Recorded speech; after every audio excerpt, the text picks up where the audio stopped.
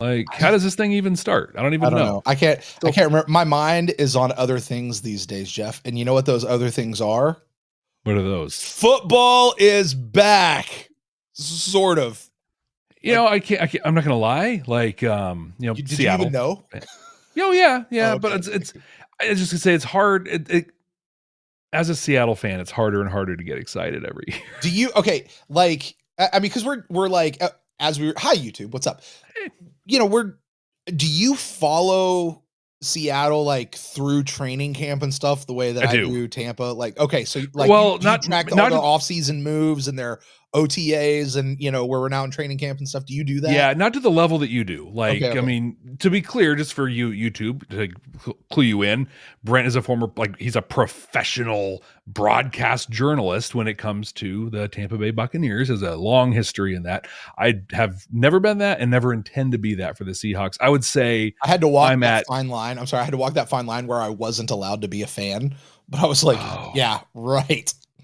I went through that when I was working in pro wrestling, where they're like, hey, so you work here, you can't be a fan of what's going on. And I'm like, but it's literally my job to make people, like, I'm supposed to talk and get people excited. How exactly?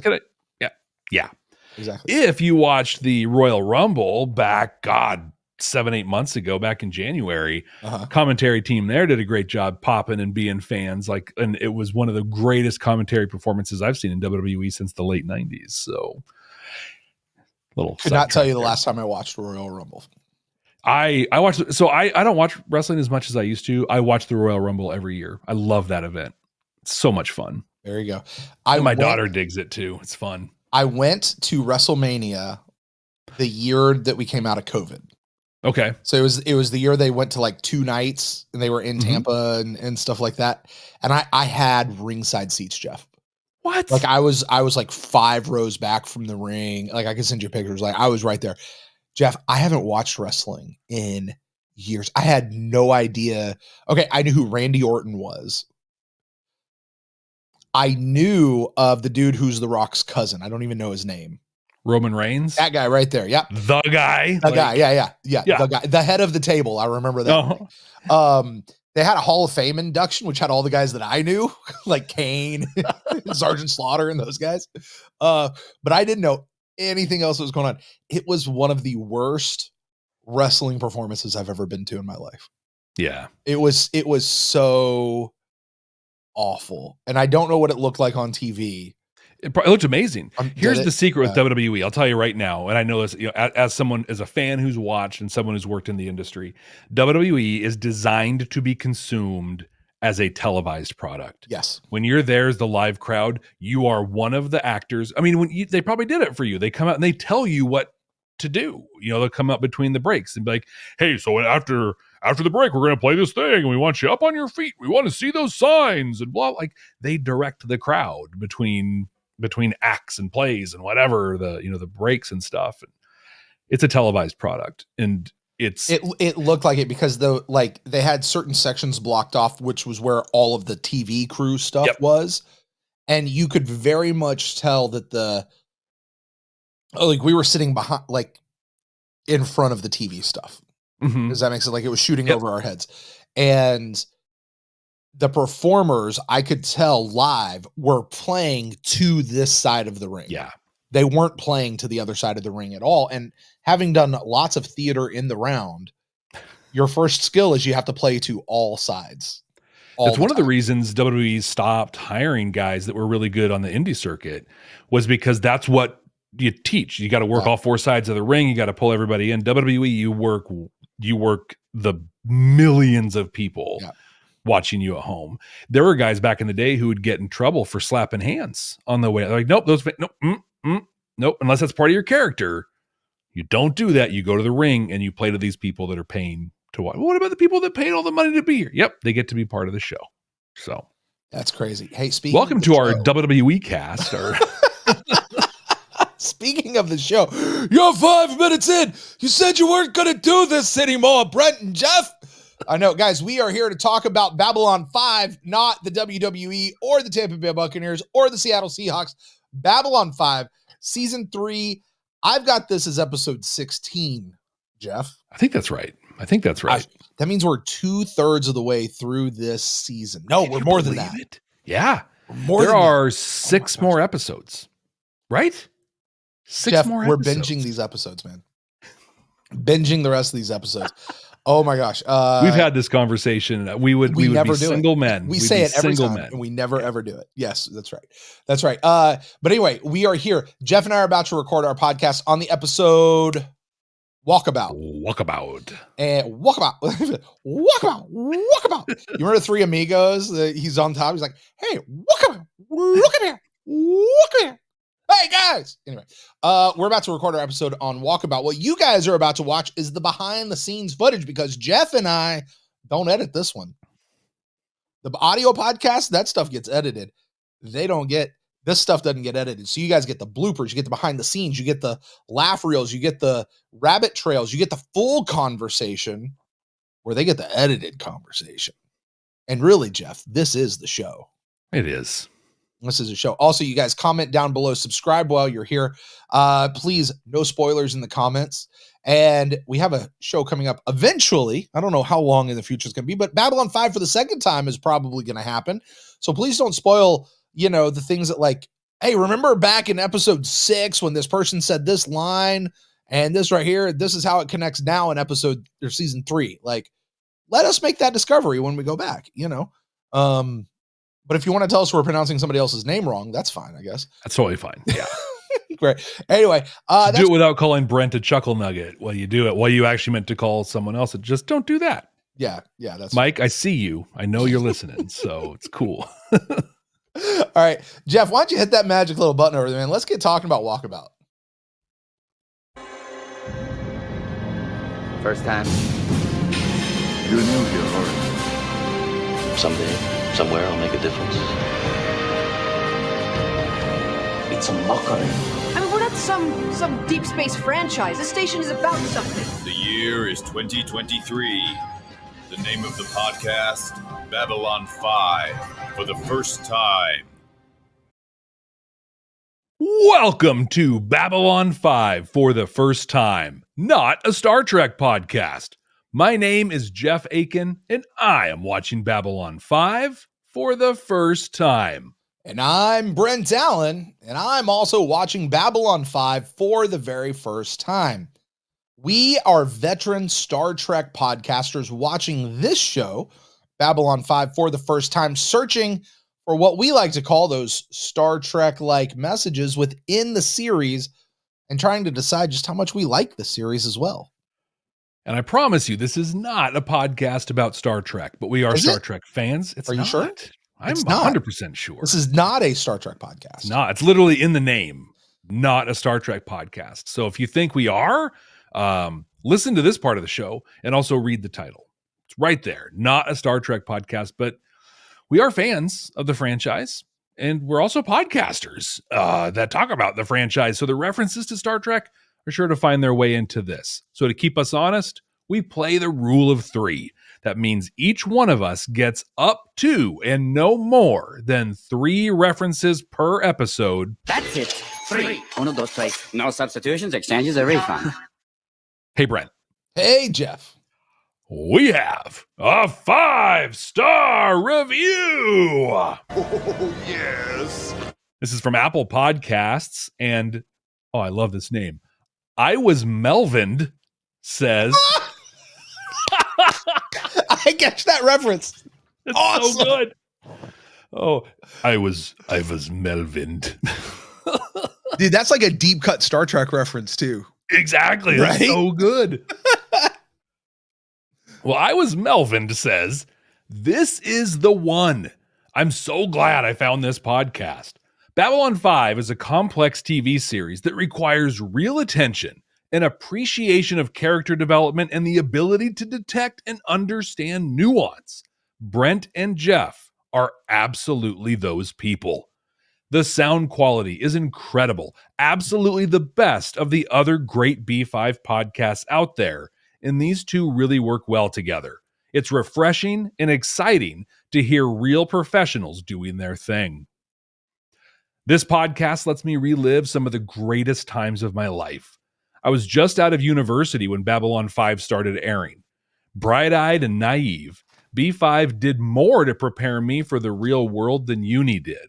So thank you, Brent and Jeff, for letting me see this series again through the eyes of someone watching it for the first time.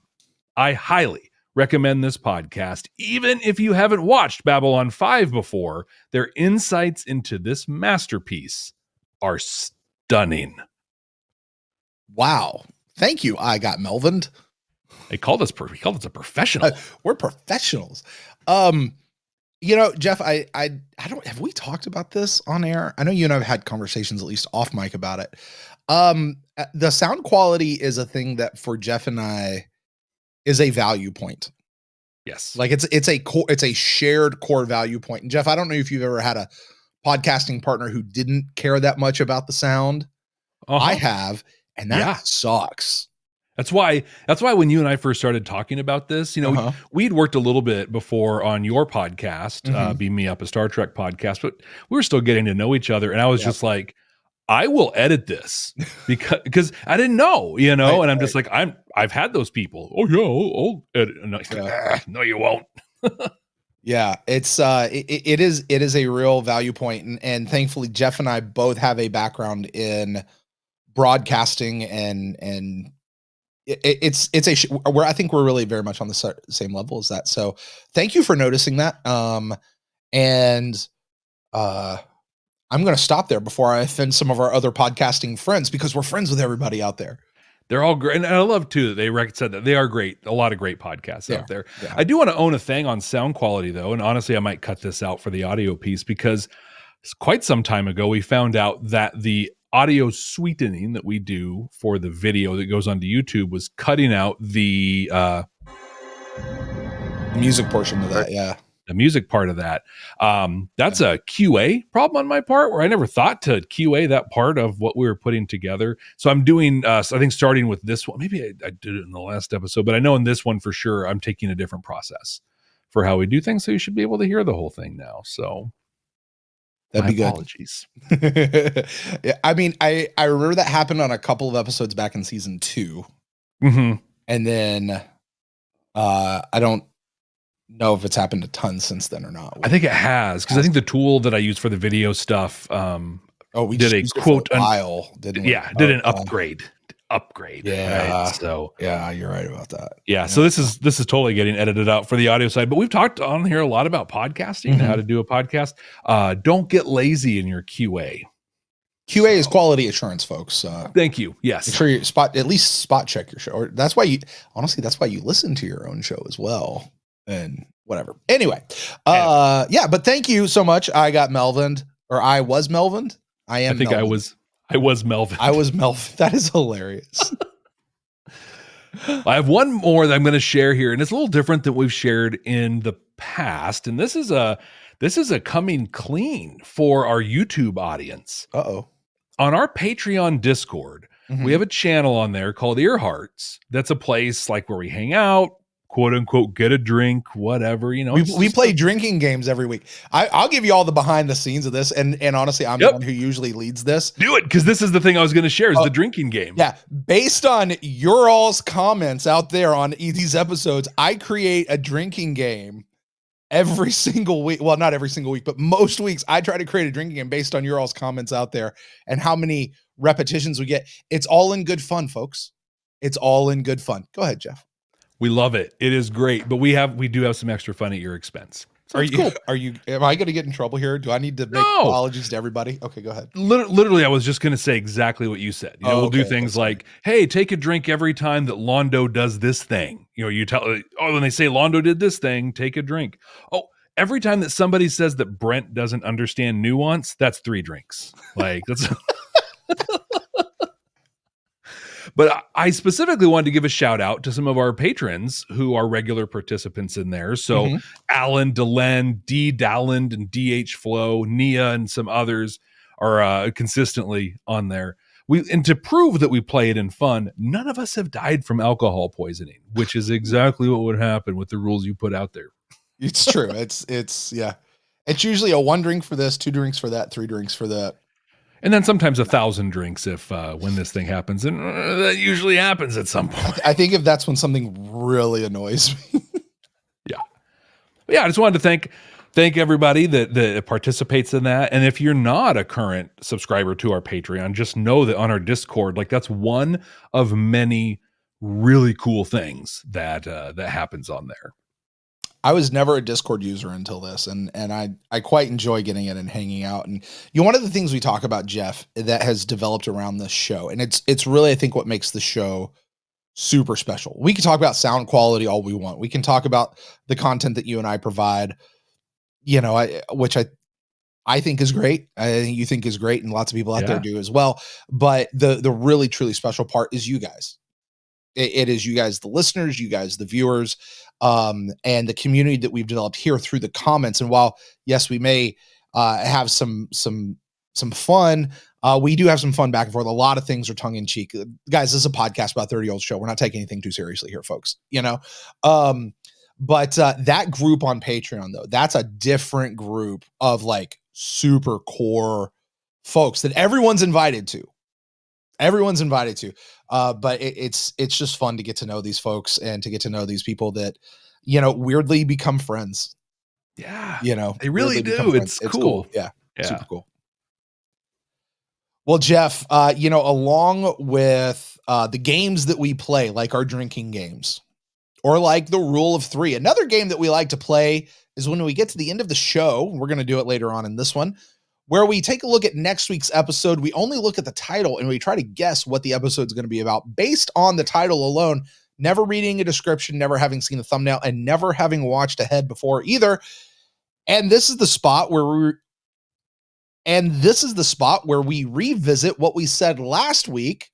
This week was going to be about. So, Jeff, we talked about Walkabout last week. What did you think this episode was going to be about, and how close were you? I'm really excited for us to pay the piper this week because together we nailed this one in such a great way. So I thought we were going to get the new Vorlon ambassador who was going to show up. And then I went south from here, but I thought that Lita Alexander was going to come with them. That was phenomenal. I was so glad for you to hit that one. I know. It's like, she showed up. How cool is this? But I thought that Lita was going to lead the new Vorlon ambassador around on a walkabout the station, introducing them to people and all that. That part didn't happen. But we totally got our new Kosh. What about you, Brent? What did you guess it was going to be? Well, I got the other half of that correct, where I said that this was going to be an authentic Aboriginal Australian Crocodile Dundee. Good day, mate. I apologize to every Australian listener out there. Walkabout. And I also said that this would be for Dr. Franklin, that he would be doing it, which I nailed it, got it right, because him coming off the STEM thing, resigning, he was just set up for it, right? And I said by the end, this would be the episode where we started liking Dr. Franklin. Now, whether or not that part's true, let's talk about that over the course of this episode. But for the most part, Jeff, I'm going to say nailed it. Yeah, big time. I have to say that last week when I was editing together the interludes and examinations episode, and got to the point where we started throwing out the Crocodile Dundee references. We have a lot of great listeners in Australia, and from the bottom of my heart, I'm so sorry. I'm so sorry. My friend Aniran, who is absolutely from Australia, Aniran is one of the most phenomenal singers you'll ever hear in your life. He is an absolutely cool dude. Shout out to his wife, Jamie, and his 3 kids. He would have slapped me silly for trying that. Well, here's your chance to make good on it, because some people might have no idea what we're talking about here. They might not have watched this episode in 25 plus years, or maybe they did watch it and just need a little reminder about what it's about. So, Brent, will you walk us through Walkabout? I got you, mate. Okay, that's the last time I'm ever going to do that. You need to stop. We need to stop. All right, well, before we get going on this episode, let's just take a moment and recap on where we are. Babylon 5 has broken away from the Earth Alliance and declared its independence. The off-world Narn have largely taken over the state. The off-world Narn have largely taken over as station security, and they plan to mount their resistance back on the resistance to the Centauri. The Minbari are providing air support or space support for the station, but Sheridan has been working on the League of Non-Aligned Worlds to start chipping in on that front. The Shadows are openly attacking, and Ambassador Kosh is dead. Like, dead. Like, deader than poor Judd, dead. And 10 points to anyone who can correctly identify that reference. And Dr. Franklin has resigned his post as CMO of Babylon 5 due to his drug addiction. And good luck to anyone who's watching this episode for the first time who hasn't seen the rest of season 3 first. So, with all of that said, it's a normal, ordinary, every kind of day right here on Babylon 5. Well, that's at least what the command staff would like to have you believe. Londo is out there complaining about a Narn heavy cruiser that's flying around outside the station, crying, "That's my heavy cruiser. I want a heavy cruiser. Give me that heavy cruiser, and I want it now." Garibaldi says basically what Veruca Salt's dad should have said. No. You just tried to flip it off. A little bit. Because he could have. So YouTube, this is what you guys get. All right. Jakar is actually playing host to the captain of the heavy cruiser. His name is Nicole. And this is the last fully functional ship that the Narn have that hasn't been turned over to the Centauri. And Nicole has been on the run for months. Nicole is just waiting for the word to strike back at the Centauri government. But Jakar says, wait, because defending Babylon 5 is the most important job right now. And what I can only assume is going to be something that we see happen right before the big heroic comeback at the end of the entire story. He says, if Babylon 5 falls, we all fall. We're going to get back to these guys later. Right now, the new Vorlon ambassador is arriving on the station. He looks a lot like the old Kosh. He looks a lot like Kosh, except now he's in this sort of new, cool, hip, electric boogaloo encounter suit. It also seems he doesn't speak quite as well as Kosh did, but he meets with Sheridan and Ivanova, who confirm that they have kept Kosh's death a secret, and no one is going to know that they just replaced the old hermit crab with the new hermit crab, and no one's going to be able to tell the difference because, after all, we're just going to call the new hermit crab Kosh, just like we called the old one Kosh, and the kids will never know. Well, Kosh 2 wants to see where it all happened. He's taken to Kosh 1's quarters and finding Kosh 1's old assistant, Lita Alexandra, on board. Hey, remember her? Jeff predicted she'd be in this episode. Honestly, I didn't even think about her when this whole thing went down a couple episodes ago. Kosh 2 is not pleased with Miss Alexander at all. He's kind of vicious towards her, telling her she's failed. He's roughing her up a bit. But what he really wants to know is if Kosh 1 has left a piece of himself in her, whatever that means. She says no, because she wasn't on the call sheet for that week, which really isn't her fault. Got to talk to the producers about that one. But wouldn't you know it? In the very next scene, Lita is meeting with Sheridan, and she discovers that he is the one that Kosh left a piece of himself inside of. So she goes running back to Kosh 2 and no, wait, she doesn't do that at all. She just keeps it to herself. We're going to get back to this one later. Now, why were Sheridan and Lita meeting, you ask? Well, Sheridan has a plan to put to test Garibaldi's theory about telepaths being a vulnerability to the shadows. What he wants to do is he wants to take the White Star, track down a shadow ship, have a telepath screw with it for a while, and see if he can blow it up.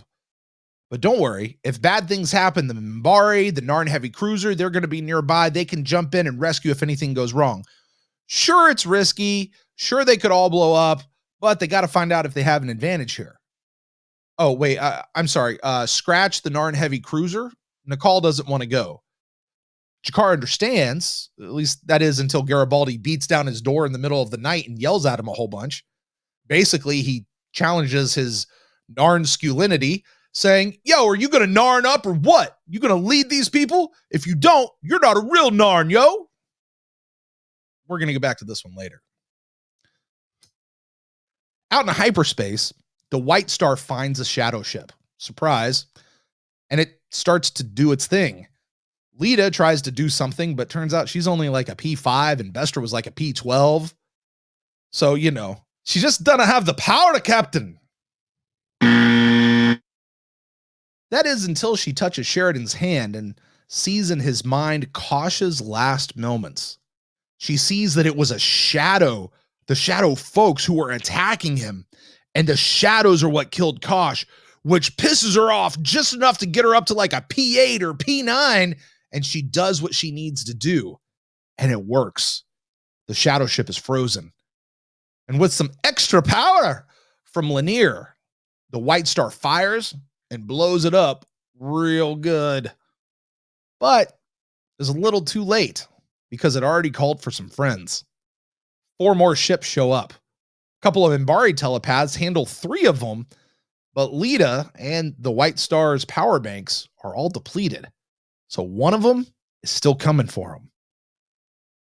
Just as the tension turns up, it's Deus Ex Machina time, and a voice is heard, "On your left," because here comes Jakar and Nikal and a whole fleet of the world and the whole fleet of the League of Non-Aligned Worlds into the rescue.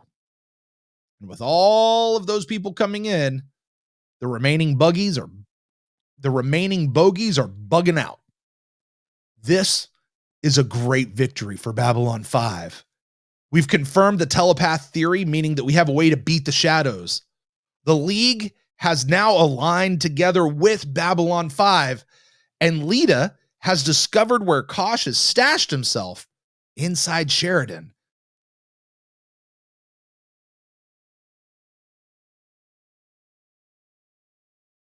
Which she tells Kosh too, "Hey, I know where he is," but she doesn't tell him where just yet. I'm sure we'll get back to that one in another episode. Now, after all that recap, I'm sure you guys out there are wondering, what in the world does this have to do with a walkabout? Absolutely nothing. Because while all of that was happening, Dr. Franklin, in his civilian clothes, is on the station doing a literal, old-fashioned Australian walkabout, trying to find himself. So he can sit down with himself, have a drink with himself, ask himself some hard questions, and get his crap together. And who does he find? Well, if you said a girl, you would be right. Her name is Kaylin James. She's a lounge singer in the bar down below. Like, literally, the name of the bar is down below. They do get to sit down, and they do have a drink, and they do ask some tough questions of each other. Looks like maybe this walkabout thing is kind of working. And then, in true Franklin fashion, he sleeps with her. The morning after, Franklin says, "Hey, babe, is there anything I can do for you?" And she's like, "Yeah, there's something you can do for me. Drugs. I want the drugs." Franklin, who's trying to get off the drugs, says, "No, anything but that." But the next morning, or I don't know, maybe it was even later that morning, I'm not really sure which, she steals his identicard and uses it to get the drugs anyway. Sometime later, Franklin finds Kaylin passed out from an apparent drug overdose. He takes her to med lab, and turns out it wasn't a drug overdose. She has some weird space disease that's going to kill her really soon, and the medicine helped with the pain. She passed out because she didn't get the medicine in time. Franklin, seeing the error of his ways, arranges for her to get all the drugs she needs for as long as she needs it. And what does this teach Steven about drugs? Is his walkabout over? Will he return to his post? Yeah, I don't know either. And do we start liking Dr. Franklin from here? Well, I'm not so sure of that either. Jeff, what did you think about Walkabout? What was it you said last week that we need? Palate cleanser? Palate cleanser. Yeah. Ask and ye shall receive. There it is. Here is the palate cleanser. Yeah. Which means like, I find that to be very encouraging, right? Because like that we're gonna get running now. So it's cool. Right. So right off the bat, let me make some people's day because I'm going to say something nice about Dr. Franklin. He was right in how he reacted to Kaylin. Like from what he knew and with his experience, you don't go get her drugs. Like what How about instead of being like, it helps me sleep, you'd be like, I have a chronic disease and I live in down below, so I'm on Medicare or Medicaid or whatever, and they don't give me whatever. And then Dr. Franklin, of course, would find, a way to get her the drugs. But no, he was totally in the right on this one. I'm not on the train, though, of liking him yet. In fact, I'm probably not even at the train station to get on the train. I'm just going to say he was right. And I'll stand up for him there. But yeah, like, this is an episode that happened. It's an episode. The telepath thing, you said it last week. This probably should have happened last week. But this was literally what I called for last week. When they said, hey, Sheridan, go prove to us that you can win. I said, take the White Star out, go blow up a shadow ship, and then you win. Yeah. Here you go. You know how to do it. Go grab the telepath. Like we've known that. You've had the formula. Go do it. And I think the JMS and crew knew that also because, I don't know, like 10% of this episode was Kaylin singing. Like, Franklin walks into the bar and she's singing. I'm like, great. And then I look at my watch and I'm like, she's still singing. And then again, she's still singing. And then I thought to myself, I'm like, oh, when shows do this? Shows do this in one of two situations. Either they just paid millions of dollars to the rights to some big song, and so they're going to play the heck out of it, or they're going to put this on a soundtrack, right, and monetize this whole thing. Nope. This song exists in this episode, and that's it. I was going to ask you, is this a real world song? Not that I could find. Okay. I didn't dig deep because I didn't want to like uncover anything about Kaylin or anything, but from I'll give you a third reason why they put this stuff in there. To fill time. Exactly. Because this is a story that should have picked up last week that they dropped in here, and it wasn't quite enough because last week had more stuff in it. So those songs that she sang were awful. Yeah. They were lyrically horrible. Like objectively, mathematically, did not so work. bad. It felt like, listen, JMS, I love you. Your writing has been mostly magnificent. Writing this song, I mean, she sang what you put down on paper, brother. But she sounded great. Sure. Fantastic singer. Great singer. Great performer. Yeah. Sure. The music was a little weird. But I mean, it's like, imagine just picking up a novel, right? Or reading a letter, a personal letter, but you start singing it. Nothing makes sense. Nothing rhymes. There's no meter. There's no bars. You're not like, if you want to know how to do that, go to a personal favorite of mine who I have met and have a tremendous amount of both musical and personal respect for, but listen to old, like early mid 90s Lisa Loeb. Lisa Loeb could take those like preteen diary entries or the love letter you wrote in class, and she can do that. She can add meter to it. She can have a rhyming scheme. She can have those things. And there's a reason that here we are 30 plus years later and she still has an active career. I don't think this lady's singing this song anywhere. I don't think JMS is getting any writing credits for lyrics these days. Like, I was really hoping you were going with Steven Tyler there for a minute from Aerosmith. That would work too. I'll take Lisa Loeb. That being said, I can hear JMS because we know he listens to every episode here at Babylon 5 for the first time. And it's how he goes back and rewrites the stuff. Yeah. So we know he does. Well, but he's also saying like, I'm not a songwriter. I'm a screenwriter. We know, dude. Like full, like I got you. I understand. But, and you're on a shoestring budget. You can't just go higher. We get it. We get it. Yeah, dude. Also, don't spend 4.5 minutes on this song. Compress this to 90 seconds. Yeah. Like, just give us a piece. Yeah. Went way too long. I dig new Kosh, though. I'm not going to lie. I like the look of new Kosh. I am really interested to see how they kind of integrate into stuff because they are not, they don't seem to be the extrovert that Kosh was. And that's saying a lot that I'm calling Kosh an extrovert compared to Kosh. Seems to know how to communicate with folks. This guy doesn't. Like, he doesn't even see, like, he seems to barely speak the language. I felt like that speaking got better as it's almost like they were learning how Mhm. to translate their whatever Yeah. into English Um, through the episode. I have a confession to make. Okay. I was spoiled to this one. How? Yeah, it was one of the other podcasts that are out there. People that I think it's one of the ones doing a rewatch, like people who've watched the show before. Totally fair. They were not tagging us.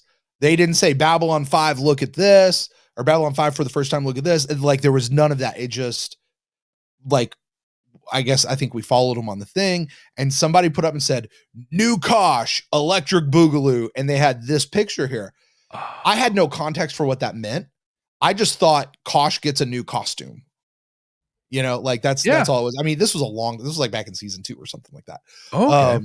Like it was so I just sort of, because we've seen GIFs and things of people we have no idea who they are or what's going on, and you just sort of file it away and say, well, we'll figure it out when we get there. It was just one of those sorts of things. But I knew that there was a new, but I saw Kosh 2, Electric Boogaloo, and so I love that. My recap I worked that into the recap just for them. Well done.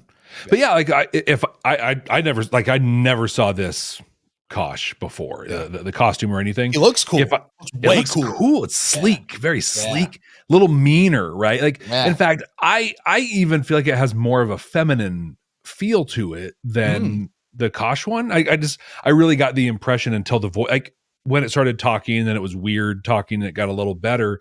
I halfway expected more of a feminine voice out of it, but had I seen what you saw, I literally would have thought that, like, hey, they got new uniforms, so why doesn't Kosh get an upgraded suit? Like, that would have made sense. Yeah. What about you? What were your first impressions of this one? Very similar to you. I thought this was a good transition episode. And I'll say that I want to put that out there. I thought this was a good episode. Yeah, I agree. I suspect when we do our rankings, this one's probably going to find itself towards the bottom of the middle, maybe even in the bottom tier of the season, because season 3 has been pretty strong. And I've got a feeling that with these remaining 6 episodes, at least 4 of them are going to be top tier episodes. It's just a feeling. I don't know. You guys have hyped up this show so much, and we're in that part of the season. I'm just guessing here. This episode was not spectacular, though. It was a palate cleanser, like you said. It was a palate cleanser. We had Ship of Tears. We had interludes and examinations. I don't know what's coming next week, but like you said, Jeff, I feel it too. I feel like it's going to be big, mostly because of how low-key this episode was. And like I said, where we are in the season, it just, I think we're used to the rhythms of how these seasons run. Yeah. I did feel that this was an episode that was wrapping up some dangling threads of previous episodes and getting those taken care of so we can be ready for whatever's to come next. Kosh is dead. We got a new ambassador back on the station. Lita was hanging out there. I didn't even think you thought about Lita. I didn't even think about Lita. What's going on with her? She was Kosh's a personal assistant. There's the whole thing about Sheridan and whatever his connection to the first Kosh was. There's the whole thing with the telepathy, and does that harm the shadow ships? Like, there's just all these little things. Franklin's deal, let's be honest, that was like the D plot. Like, yeah, but it should have been, you know what I mean? But like, it was the most of the episode. Was it really? Did it take up the most time on the episode? Well, I don't know. I didn't do a screen time thing. Maybe I'm just feeling that way because of the song. Like, I'm not joking. That thing was over 4 minutes of screen time. Well, let's let Matt watch that and see how he feels about it. But anyway, with all of that, while this was not a knock it out of the park episode, this also did not make me want to change the channel, a la that King Arthur episode we had several episodes back. Like, that was just garbage. That being said, this was a necessary and ultimately a fine but rather forgettable episode to me. I call this a laundry episode. It's an episode you're watching. It's on TV while you're folding laundry. You're not going to change the channel. You'll walk in and out of it and you're fine. It's a laundry episode to me. Yeah, makes sense. Can we then just talk about what to me is the biggest issue in this entire episode, other than the song taking too long, which I'll get off that soapbox. Does it have anything to do with weed? No. Okay, go ahead. It should, though. Oh, we'll talk about that. Yeah. But it's close. It has to do with the plant. Okay.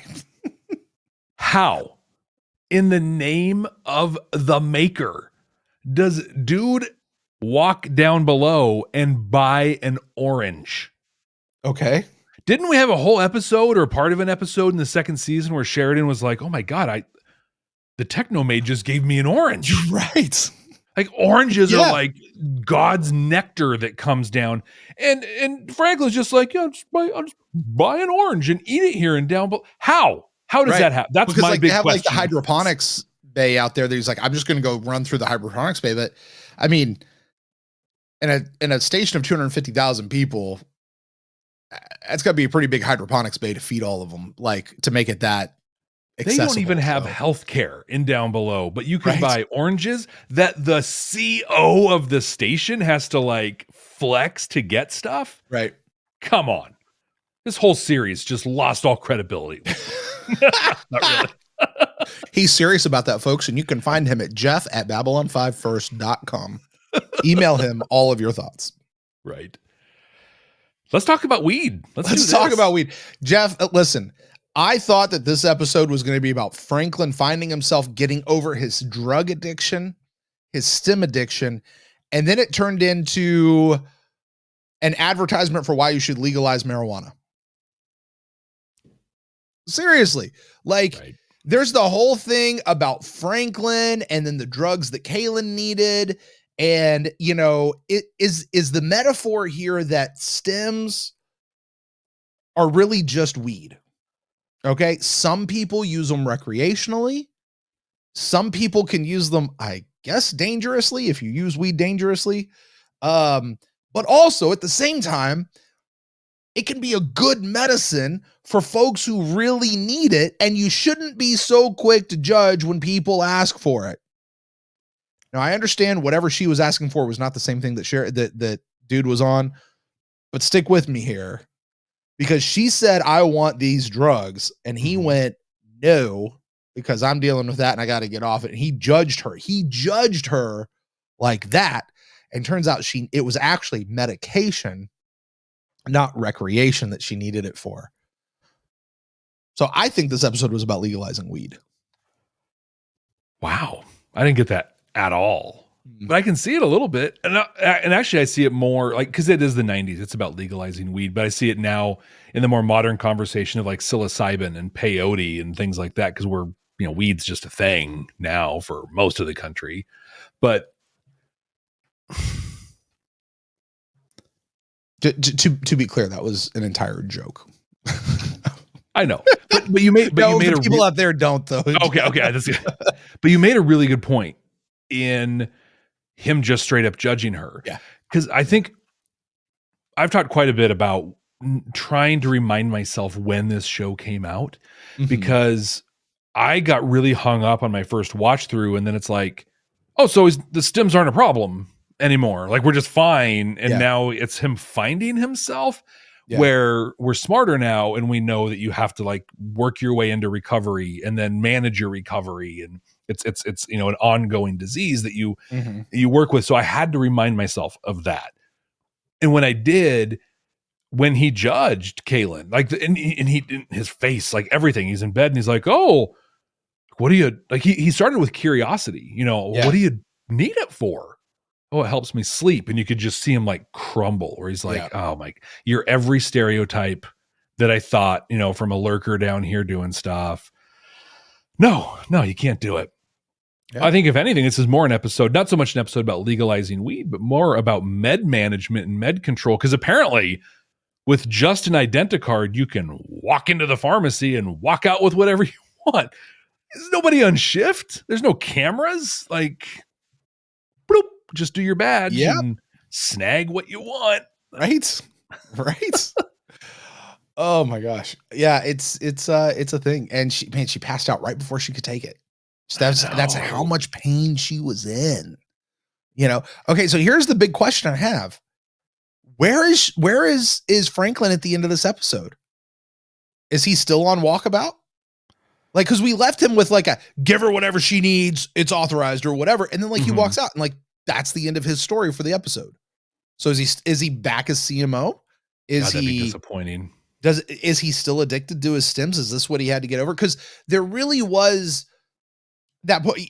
He set it up real well. He's like, listen, you're out here, you walk around, you walk until you meet yourself. You eventually meet yourself and you sit down and you have a drink with yourself and you ask yourself the hard questions and you sort yourself, and then you get up and you're able to walk away as one person. And then he goes in and he meets Kaylin, and I'm like, okay, she is his mirror reflection. And they sit down and they have the drink and they're asking hard questions, and she's very much his equal in this whole thing, you know, and they even share some time. And then she even goes for the whole like, hey, I'm going to do drugs, which is him facing his own demon. Yep. And then they drop it on actually it's a medication. It's not an addiction. And you're like, oh crap. So is he, So what was it? What was it? So what was this for him? They went so far as like when they were doing the drink, like she's holding up the glass, right? And like doing the whole like looking at him, which I thought was brilliant filmmaking. Yeah. You know, like cool cinematography. Absolutely. Yeah. It's like, look, here's the broken Franklin and the sides of him. It also selfishly, I had this whole thought where I'm like, oh my God, she's not a human. Like she's one of those Nagrath aliens, and she's like holding that up because it lets her see like through the compound eye. It's like that the Buffy the Vampire Slayer episode Teacher's Pet, where like she lures lurkers in to sleep with her, but actually she's a bug and she eats them.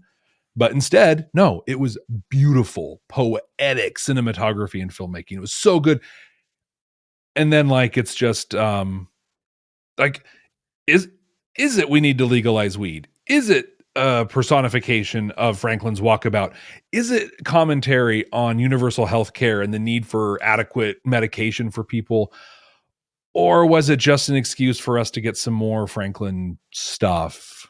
And yeah, it had a lot of potential and just kind of like, it just fizzled at the end. I don't even know that it fizzled. I just don't understand it.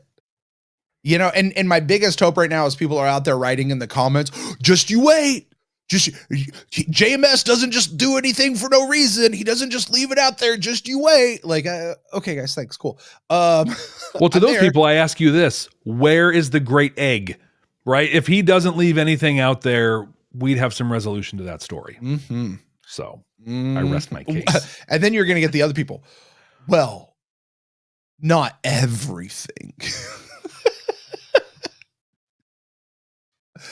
Yeah, that was pretty much the Franklin stuff. Jeff, we got Kosh too. Boy, he was pissed at Lita. Okay, I've got to ask though. His big thing was, did Kosh leave any of himself inside of you? And then turns out, oh no, he left himself inside of Sheridan. This seems huge. This is a piece that is going to be like, this is going to pick up much later, or maybe not much later, maybe next week. I don't know when that's going to pick up, but that's what do we make of there's a piece of Kosh inside Sheridan. So this ties right back to last week in interludes and examinations when Kosh said, as long as you're here, I'm here. Because Kosh when he was doing the dad dream or whatever, he basically put his fingers on Sheridan's face and said, remember. He transferred his Katra to Sheridan in that moment. Right. But that's where it is. And so here's my guess. This is going to be a thing that Kosh 2.0 and Lita brings up. I think Lita's going to have some jealousy, I think, is the thing around it. Because clearly she was more than just, in her mind at least, was more than just Kosh's aide. And so like, it's almost like she was going to be his vessel at some point. It was expected that like they knew he was going to die and she was being prepped to take him on or whatever. We're going to see the payoff when Sheridan is on Zahadum and he's about to die, and then Kosh will burst forth from his chest as an angel and whoosh, be the because hand. He's going to die on Zahadum, right? He's going to die. Yeah. But Kosh will live on and possibly live on through him. Death of self to be life for all kind of a thing. So, in kind of the same way that we said a while ago that Sinclair was a Minbari, and turns out we were right about that. Sheridan's a Vorlon. Sheridan's a Vorlon. And you know what? That actually, outside of it was expected of Lita, let's erase that and just say they actually knew that it was going to be Sheridan the whole time. Lita was just there for whatever other reason. Okay. That makes a whole lot more sense when Delenn looks at Kosh at the end of season 2 and says, has to be him. You have to go get him, and you know why. And that makes a whole lot more sense. It makes that whole phrase make sense. So boy, that's a good way to write a story. Yeah. Yeah. It is so good, especially because he's seeded us, right? So Jeff, you know what that is though? Huh. That's Ben Sisko becoming a prophet at the end and leaving everybody. Oh no. You know, okay. Let's go down that, right? So Sheridan and Delenn hook up. Sitting in a tree. Yeah. But they'll be doing more than KISS9. Yeah, yep. Yeah. He's gonna leave a family, not just Delenn, but their She's unborn child. Pregnant too, right?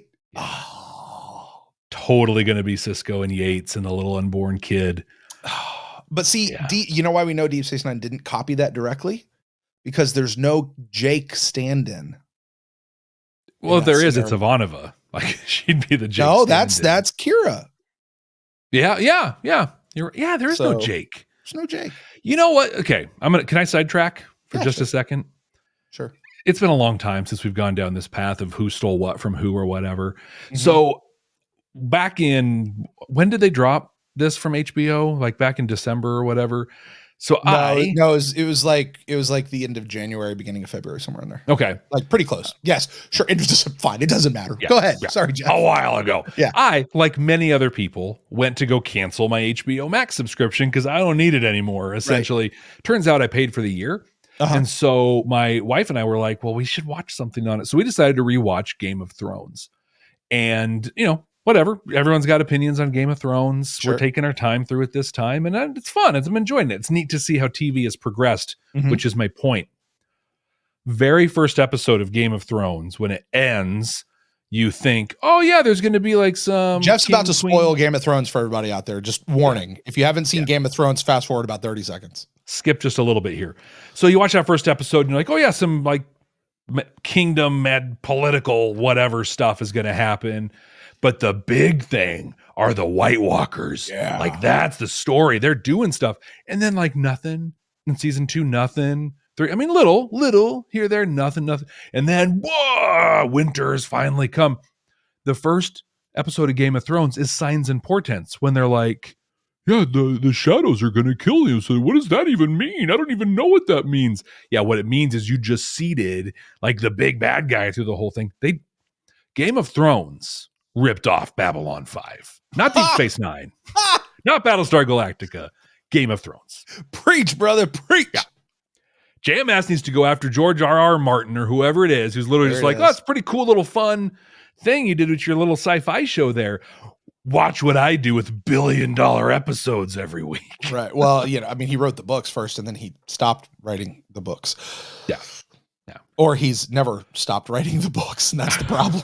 Yeah, it just keeps going. But yeah. All right. Sorry for my little sidetrack there.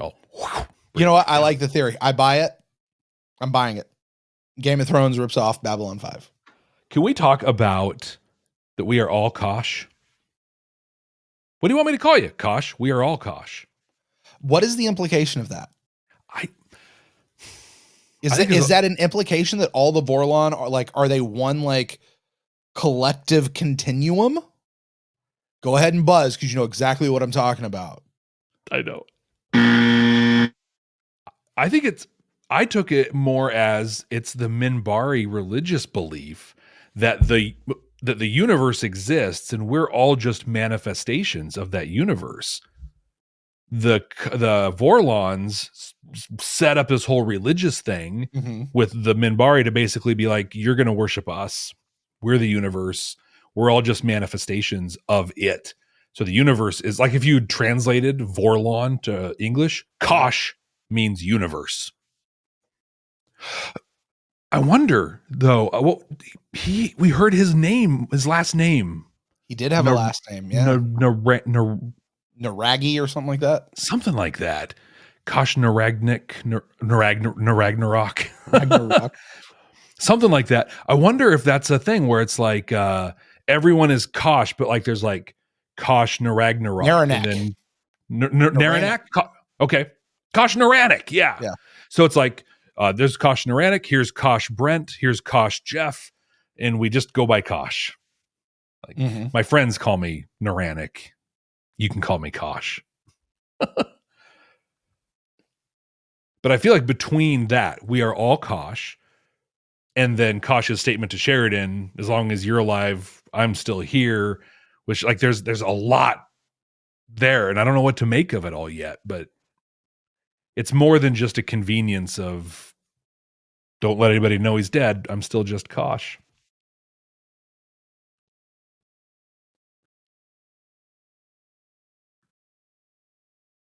I like it. So Sheridan pulls everybody together. And no. Okay, I have a no. No. Jakar pulled everybody together. No. Later he did. I'm telling. You're talking about you're talking about like the War Council guys. Yeah. Okay. Sorry.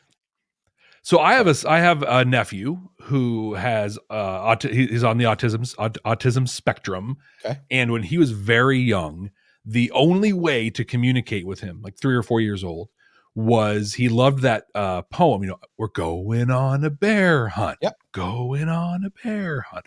Gonna be that. Like that was I'm not scared.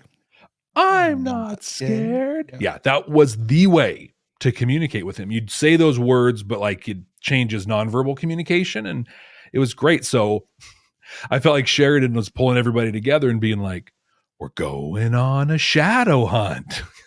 Going on a shadow hunt. And then pulling the telepathic people together and going for it. How? I said this before. How did no one know this? It worked so well. The Minbari were a 1-to-1 ratio. 3 telepaths, 3 shadow ships went down. How is this a revelation after all this time? To me, it is unfathomable that they're just now, after all these years, uncovering this. Okay, just clarification. The war that happened 1,000 years ago with Jaquan and the Narn, were the Minbari a part of that war? That's my understanding. Okay. Did the Minbari have telepaths back then? Had they developed? Don't know. That's a good question. I mean, because I was trying to figure this out too. Like, we know now that the Narn had telepaths. The Shadows eliminated all the telepaths of the Narn, which is why they don't have any today. But if the Minbari were around back then and they have their logs, their memories whatsoever, cultural memories of that war, why didn't they know about the telepath thing? Yeah. And frankly, if they were around, how did you defeat them? The Narn weren't spacefaring back then, so maybe they don't know what happened. They just, hey, you're on my planet and you guys sucked, and then you went away. Like, but the Minbari, maybe the Minbari weren't spacefaring either. I don't know. I think they were though. Right? I think if I understand it right, like the Vorlons and the party first ones and others were the real war that was happening, but the Minbari were kind of like the humans, new guys. Yeah. Like, hey, we're here and we're gonna help. We're helping. Hey guys, wait for me. I'm coming. Yeah. Can I don't know if they have telepaths. Help?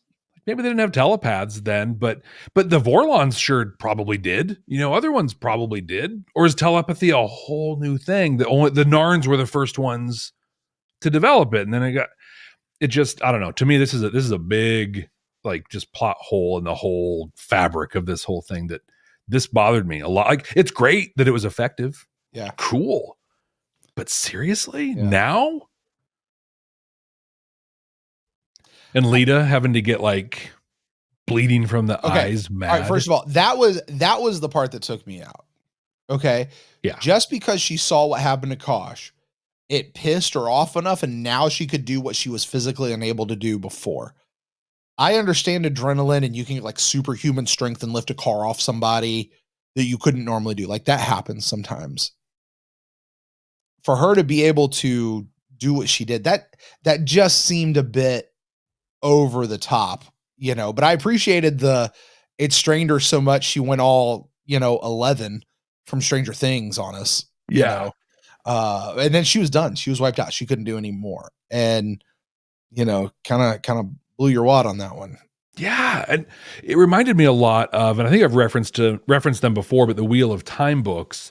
And the earlier ones, there's a character named Nynaeve, and there's a lot of magic in this story. And the way they do the magic is they access the one true source, and women have Sayadin, and the men use Sayadar, and it's or the other way around. I forget, but it's how they channel. They channel the source to do their magic. And Nynaeve is one of the most powerful channelers that has ever lived in history, but she can only touch the one true source when she is furious. Like she has to be mad. And so that's what I got is like, oh, so Lita's a P5, but when she gets really, really mad, then she becomes a P8 or not, like you were saying in the recap, or like, what is that? So the whole time I'm thinking, and I know I understand why they didn't have Bester for this, right? One, Koenig's got other stuff he's doing. He probably costs a couple bucks to bring on, but Bester's on Mars. He's on Earth. He's doing whatever he's doing. But what could a Bester do? What if you brought Bester and his partner Psychop, that apparently is played by Walter Koenig's wife, which is pretty cool. But what if you brought those on? They're two P12s. Could they take out two ships apiece? Or are the Minbari like P12s? I was going to say, what are the Minbari? Because the Minbari seem to handle them no problem. Yeah, total one. And they're laying down, relaxed. Don't you have those Minbari on board with Bester before Bester even came on board? Didn't you have them? Like, why isn't that an issue? Yeah, like this has never happened before. It's right. You Minbari don't have that as a record that hey, you can stop the shadow ships, so you see them and you should do so. You're right about that. There is something here, Jeff. I'm going to assume that there's just information we don't have yet about the history of how all this went down. There has to be. I'm going to assume that that's what it is, because I don't know that could just be a super big plot hole point, or it's just one of those that everybody goes, you like Star Trek, right? You're familiar with plot holes, right? Right. Yeah. It's and kind of canon discontinuity, right? No, the Borg were always coming after. They're always trying to assimilate. There was never a time they were trying to control, dominate, or destroy, ever. We'll forget who ever happened. It's just, We'll reference it once. Yeah.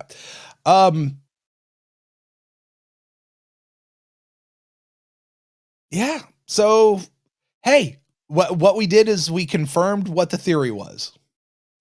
And I'll go back to where you started this. G'Kar brought everyone together. Yeah. I mean, awesome conversation between Garibaldi and G'Kar, where Garibaldi just called him out for accepting blah. And he didn't just bring the Narn heavy cruiser. He brought the whole gang, and the shadows went, we're getting out of here, which means they can be beat. They can be beat. And they can be beaten, and you'll probably talk, I don't know if you'll talk about this in the Deltas conversation or not, but they'll be beaten when we come together. Together we can achieve this. On our own, they're going to eat us up, but together.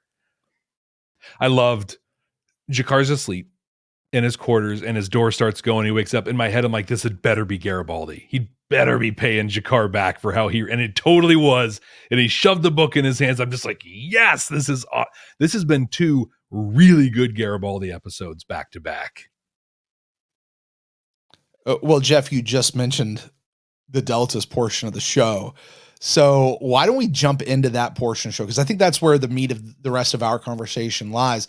It's time to boil it down. Let's see if this show has any of that Star Trek quality to it. Does it have that deep moral message? Is it holding up a mirror to society? Is it giving us hope that we can be better in the future? Is it trying to communicate a lesson that we can apply to ourselves today to be better tomorrow or later today?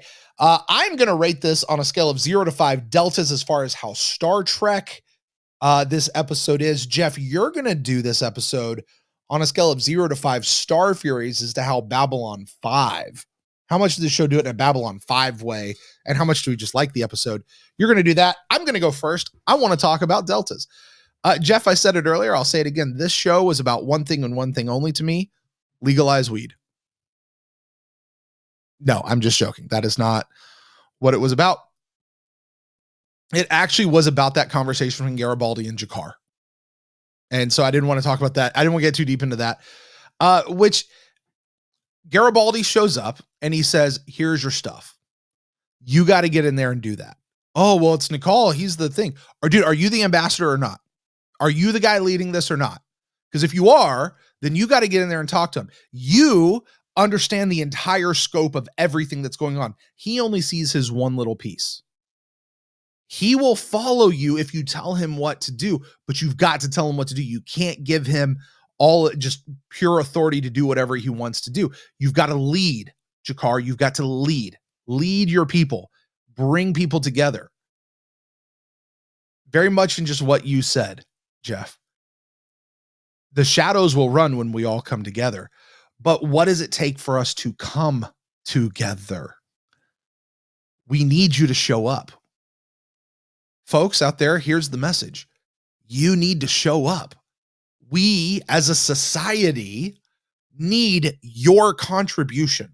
Whatever that is, whatever your contribution to society is, it's different. Jakar's was not Nicole. Jakar was not in charge of the heavy cruiser. Jakar had a different job.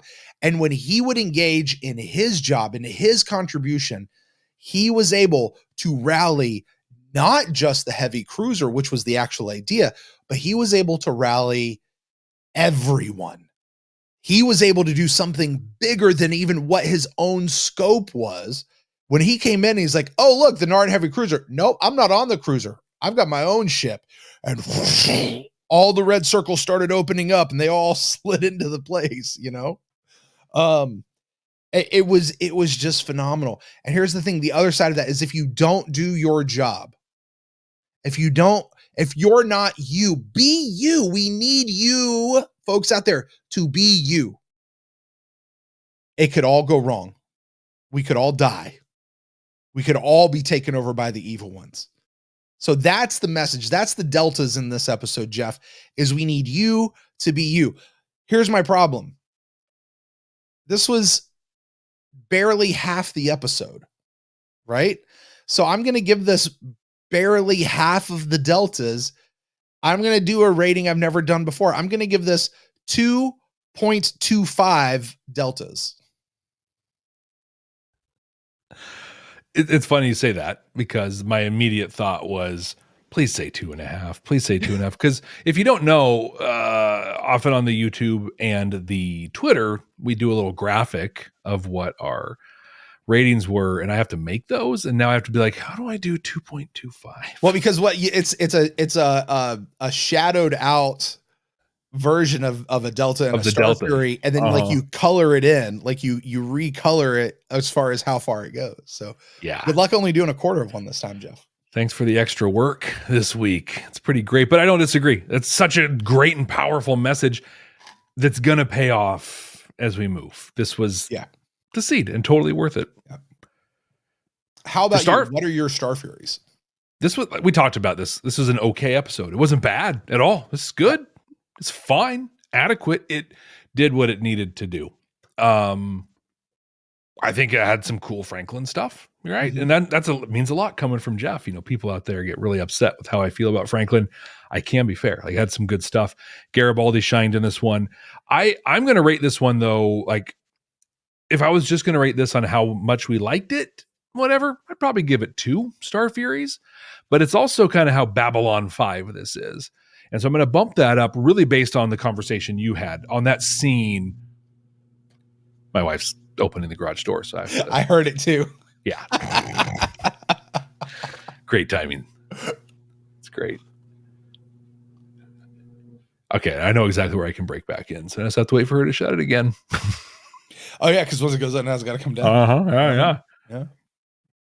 Message to anybody out there who's like, oh, I'm gonna build a music room or a studio in my house. Don't do it over your garage.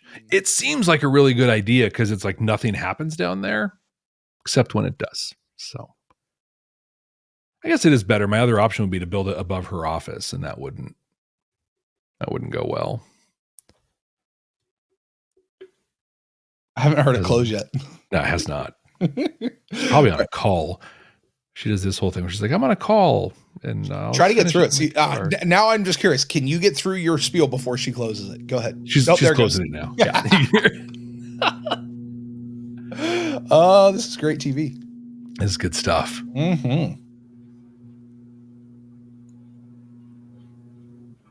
There it goes. But we also rate it on how Babylon 5 the episode is. And to me, what you just talked about really hits that. In that scene where all the jump gates and stuff are opening up and just that big hole and the ships we've never seen before, or if we haven't been noteworthy, they come out and the shadow tucks tail. And that has got to be like a Babylon 5 moment. So that moment alone on its own is worth half a Starfury itself. I'm giving this one 2.5 Starfuries. Well, Jeff, just like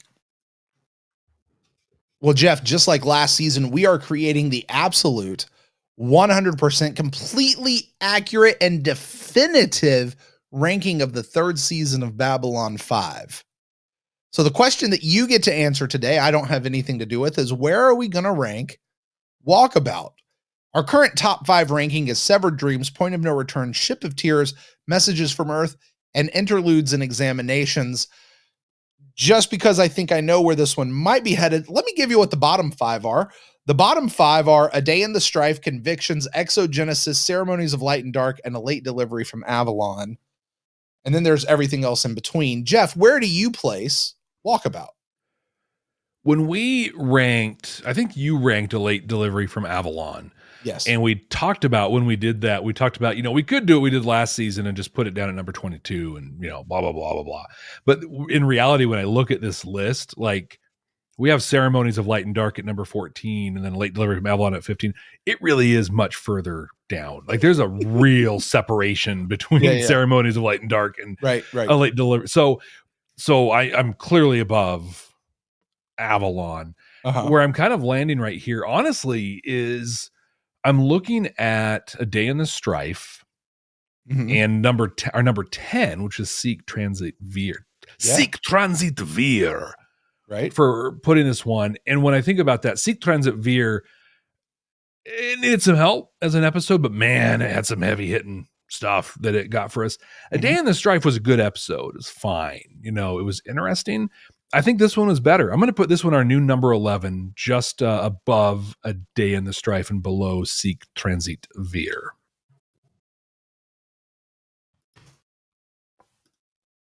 I'm not allowed to disagree, but yeah,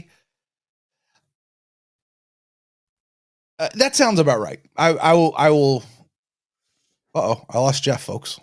Oh, there he goes. Now he's back. Lost you for just a second. That's scary. Yeah. Is your wife messing with everything down there? Maybe. She's just like, you know what? You're done recording for the night. We're almost done. We're almost done, G. Just give us a few.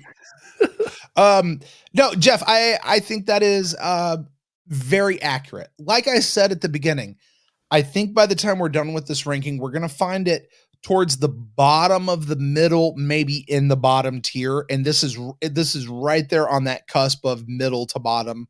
And so, yeah, I'm right there with you on it, man. And then and you said it earlier, in a really strong season. I mean, it's season 3's been, look, this is one of the weaker episodes of the season. And we've said several times, it's a good episode. I feel like we've kind of been pooping on this episode a lot, but it's actually a good episode. Like, well, we've had so many incredible episodes this season. We really have. That just get a little bit of criticism. Sounds like that. I'd watch this before almost half of the second season. You know what I mean? Like, because that one took some time to get going. Yeah. But at this point, right now, we're done with Walkabout. Next week, Brent, we are watching War Without End, Part 1. Oh, I'm going to be clear. It's Part 1. This is a 2-parter. And listen, I know, and I appreciate so much your thoughts, your input on this. But please save your keyboard strokes, right? Like, we don't need the comments or the emails here or the tweets. This is our first time watching this whole series. This is how we're going to experience it. Next week, we're going to watch War Without End Part 1. The week after that, we're going to watch part 2. And yeah, when we're done, maybe we think like we did with Voice in the Wilderness. We broke them up. We're like, yeah, we could have done this as one episode. Maybe we'll land there, but this is how we're going to experience. Because we'll get the break and we'll be able to talk about what just happened versus what we. I think the big thing is what's going to happen next week as it wraps up. Jeff, I got Jeff, a war without end. Jeff, this is the episode I've been waiting for.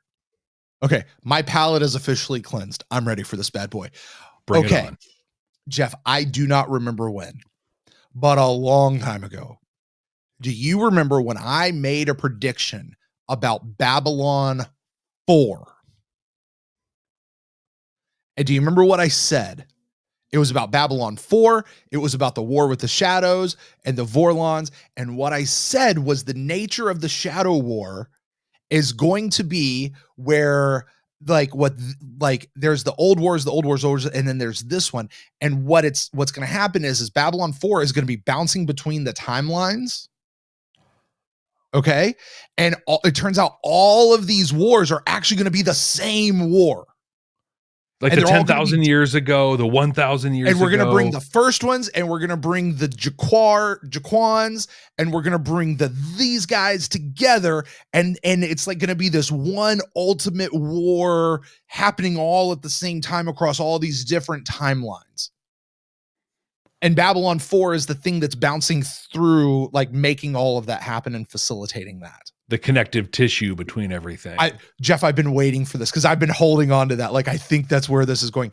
If this is the war without end, Jeff. Do you think so? This is where it has to be. This is the year of the Shadow War.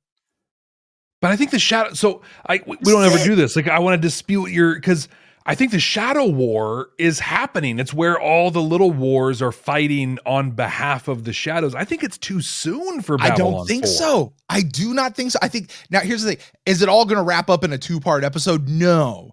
But I think this is the thing that's going to kick us off. We're going to see Babylon 4 again. We're going to start skipping through time and we're going to get there. This is a war that has been raging for millennia, for eons.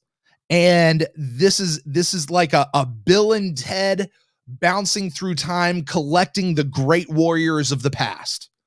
The first one, like I said, the first ones in Jaquan and what's the Minbari's dude name?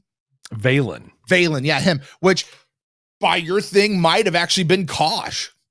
I guess I've always thought it was Sinclair. Like, I thought that's the soul he has. Sinclair was Valen? I did for a long time, but we've been told now that Valen's not of Minbar, so I think he probably is Vorlon. Because Sinclair is a Minbar. Yeah. So yeah. Okay. Oh, maybe it's Sheridan. Yeah, because if he's Vorlon, it's Kosh Valen. God, I love it. I love it, and I will lose my mind if that's what it is. But I feel like it's too soon to pull it to bring that out. Like, I think Zathras is coming back. Really? I think Zathras has to. Okay, here's the deal. We got Zathras, who was an awesome character in that one. It was Babylon Squared, right? Yeah. We heard Zathras mentioned withdrawal down on planet Epsilon 3, right? And we're still not entirely sure what he does on Epsilon 3, right?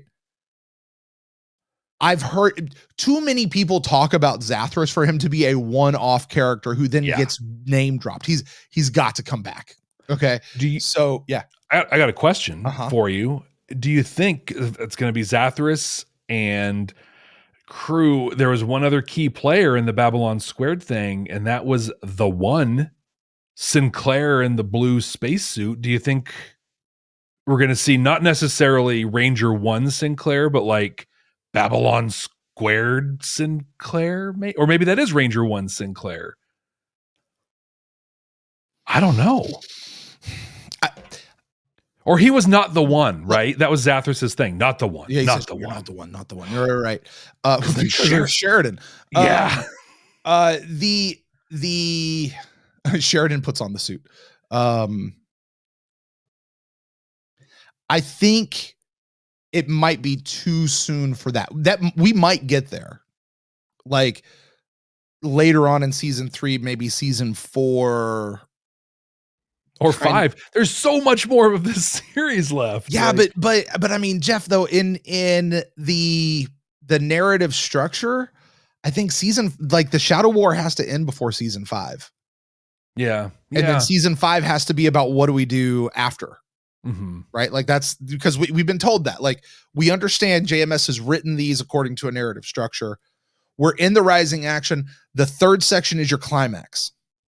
Right? Like this is where everything gets so intense. So to put this in right here, this 2-parter in this episode 17, 18 slot, again, I don't know that we're going to get all of this in one episode or 2 episodes, but I think this is where we really start this war without end.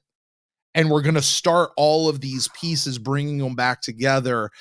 Jeff, I've been holding on to this for so long. Like this has been in my back pocket since I don't even remember when it first occurred to me that this is it. I hope this is where it's going because I love this idea of a narrative storyline. And I really hope this is where we're going.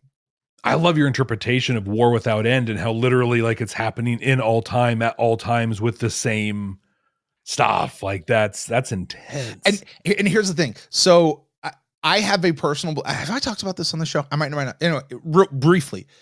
My own personal theory is I believe time travel is possible, but I believe time is a closed loop.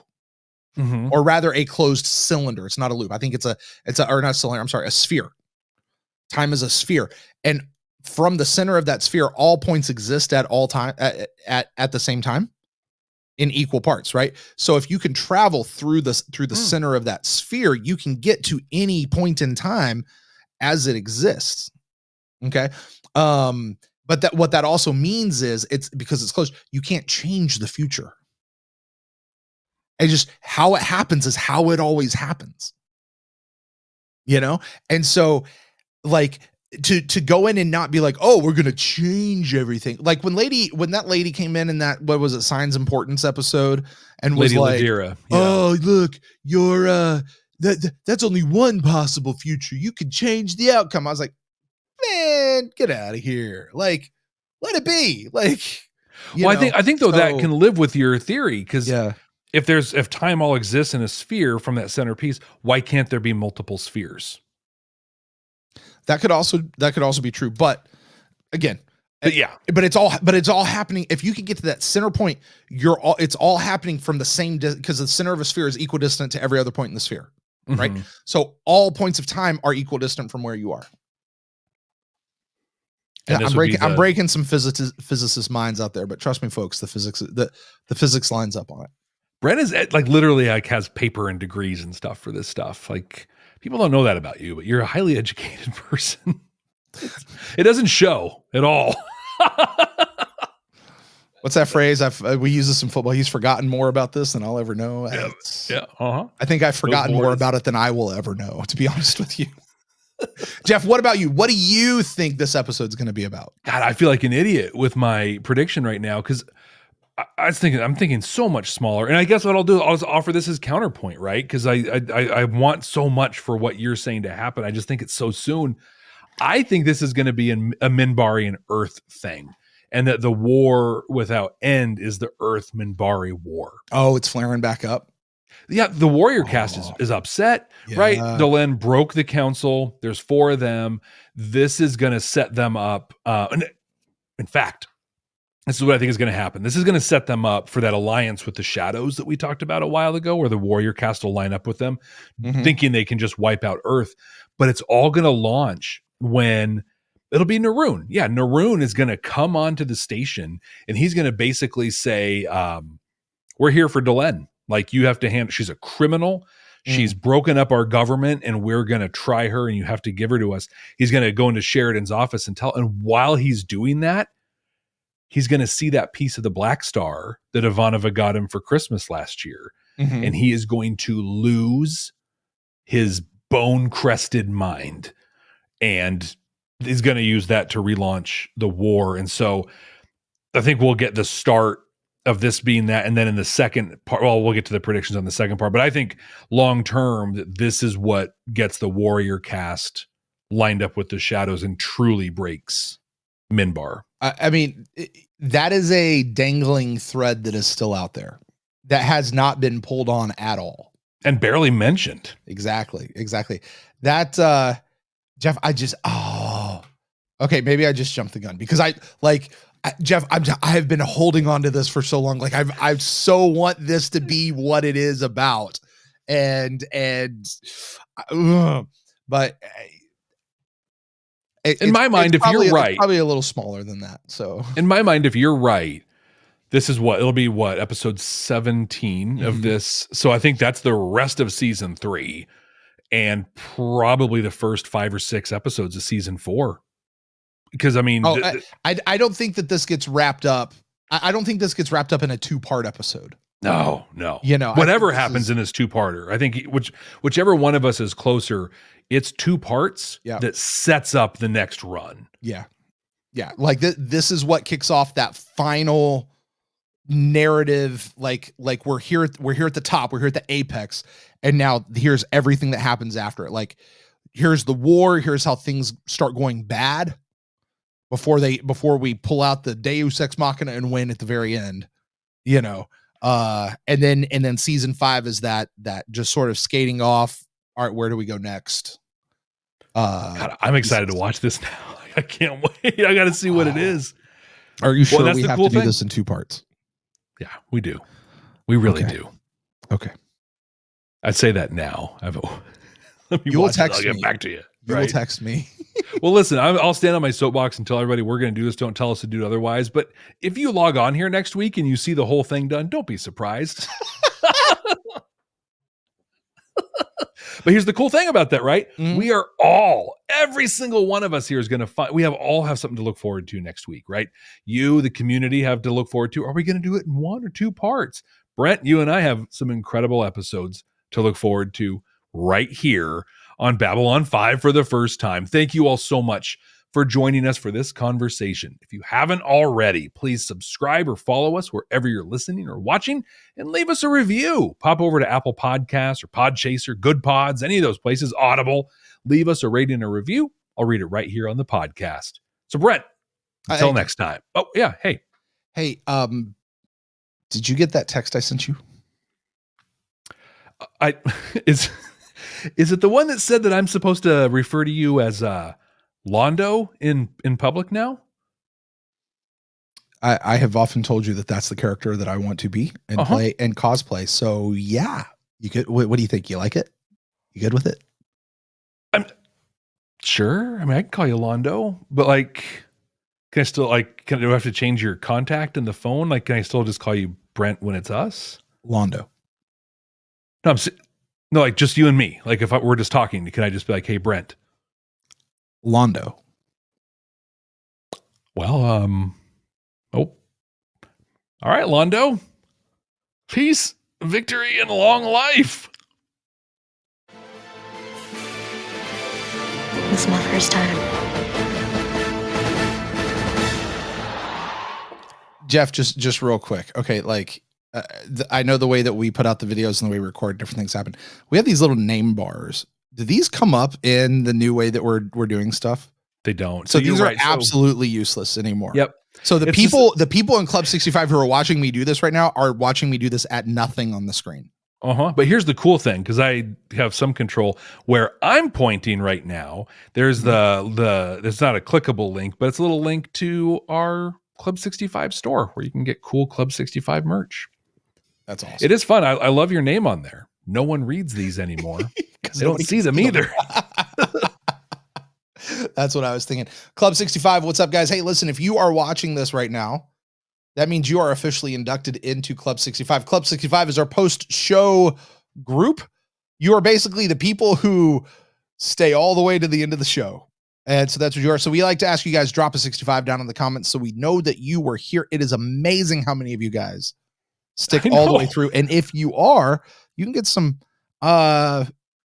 non-profit merch.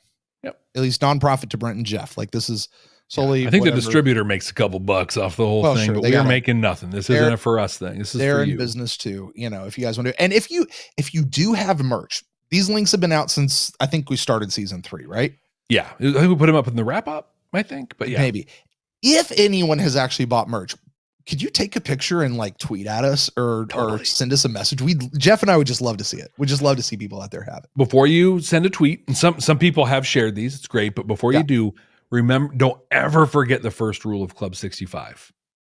We don't talk about Club 65 outside of Club 65. Unless you're in Club 65. Yeah. If you know, you know. And if you don't know, you will never know. Until you know. If you have to guess, then you don't know. Exactly. If someone says, what's Club 65? Just be like, well, I know, you don't know. Yeah. If you know, you know. You don't have to ask. If you know, if you have to ask, then you're not part of Club 65. That's the rule. That's how it goes. Exactly. Jeff, did we start liking Franklin anymore in this episode? No. I feel like I did. Really? But I don't know. But I feel like maybe it's because I want to like him. Yeah. But I don't know that I really did. We have a lot of community members who've gone so far as to write emails and tweets and everything that have told me how much and biased I am towards him. And yeah, I don't like him. I don't. Yeah. I'm not interested in liking him. I am interested in his story arc. And that's why I desperately hope when we tune in next week, he's not just wearing his silky face mask again. Me too. Working. I'll be really disappointed. Yeah. Hey, by the way, just for you guys writing all those emails out there to Jeff, Jeff and I are together on that. Like we are of one mind when it comes to Dr. Franklin. So Jeff, what are you drinking over there, bud? Liquid Death. All night. What is Liquid Death? Is that alcohol? No, it's water. You're not an alcohol guy. Like no, I drink a little bit, but not much. Right? What do you mean it's water? What is Liquid Death water? Liquid how much Death. Did you spend on that? Sorry, go ahead. Each can's a little over $1. So it's not too bad. Liquid Death is a company that started a couple years ago. They've gotten wildly popular with some of the greatest marketing I've ever seen. Okay. But I got turned on to them because I did an ad for them on the Starfleet Leadership Academy 2 years ago, where I did a whole Klingons talking about killing people and finding glory and then being thirsty, because Liquid Death is about murdering your death but saving the environment. So their whole thing is doing water without plastic. So they do it in cans. They do still water and they do sparkling water. I prefer sparkling, but I don't do sparkling when I'm recording because you don't need to hear me belching the whole time.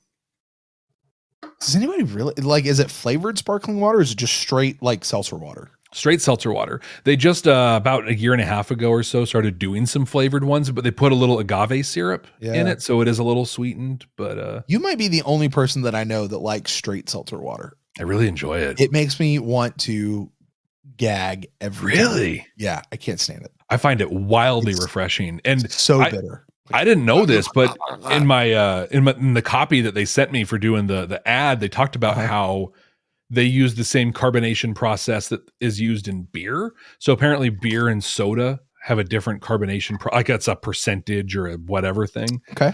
So it doesn't feel like drinking a soda. It feels more like drinking a beer, but I find it the bubbly Liquid Death when it's cold it's good. It's refreshing.